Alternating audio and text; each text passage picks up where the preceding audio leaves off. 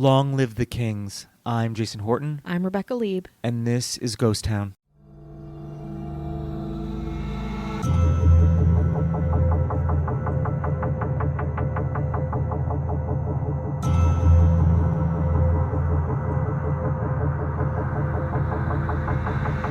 I think everyone was saddened by the passing of Richard Simmons, the 76-year-old fitness icon who passed away on July 13th, 2024. Withdrawing from the public eye in recent years, Simmons was kind of this strange anomaly, fitting into the cultural landscape in his own way, as a kind of outspoken, compelling curiosity, eager to tout health and fitness with a positive, wholesome persona.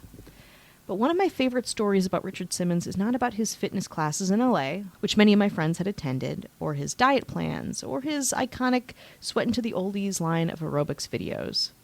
No, today we're going to talk about a different, almost past life of Richard Simmons, one that I love dearly. Today we're talking about his film career, short but eventful, and more specifically, the day Richard Simmons met Elvis Presley. Milton Teagle Simmons was born on July 12, 1948, and raised in New Orleans' French Quarter to lower middle-class parents, whom he said were, quote, showbiz parents. When Milton, now called Richard Simmons, was 9 years old, he got a job selling pralines on a street corner in the French Quarter. Working in the French Quarter, of course, was full of surprises. One day, Richard was walking around, and, according to a story told on his own Facebook page, a man walked over to him and said, "Hey kid, do you want to be in a movie?" According to Richard, quote, "Well, he didn't have to ask me twice. He walked me to the circle of people and pushed me to the front. It was Elvis Presley filming his new movie, King Creole.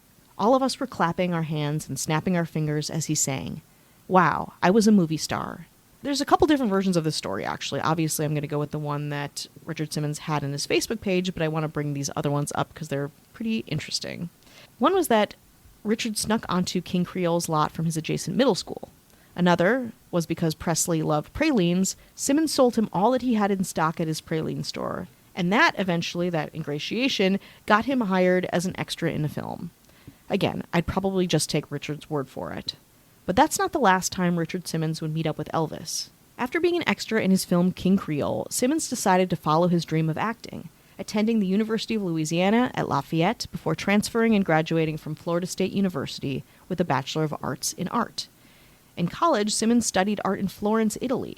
While there, he nabbed parts in 2 movies by acclaimed Italian filmmaker Federico Fellini, Satyricon and The Clowns.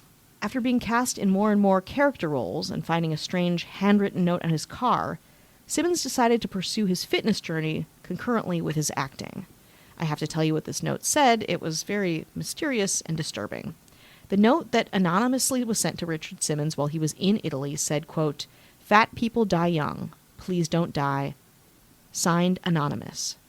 Rattled by the message, as I'm sure many of us would be, the then 268-pound Simmons developed an eating disorder, surviving on water and lettuce for more than 2 months. Eventually, he recovered and developed a new philosophy, quote, "Love yourself, move your body, and watch your portions." Simmons' Fellini footage is apparently the only existing evidence of Simmons' younger self. He once said he, quote, burned all the other photos prior to his weight loss. In the 1970s, Simmons moved to Los Angeles and worked as the maitre d' at Derrick's, a restaurant in Beverly Hills. After working for a while at Derrick's, a businessman approached Simmons at his host stand, asking him if he wanted to go see Elvis in Las Vegas. This is again from his Facebook page. Quote, "Before I knew it, we were on a helicopter. Not my favorite form of transportation. We arrived at the hotel and were seated very near the stage. What a showman he was. After his performance, we went backstage to meet him. I have to tell you, I was a little bit shy. He introduced me to Elvis, and I shook his hand. He was very exhausted, so we did not stay long. On our way out, I said to myself, quote, little did Elvis know that when I was a kid, I was in King Creole."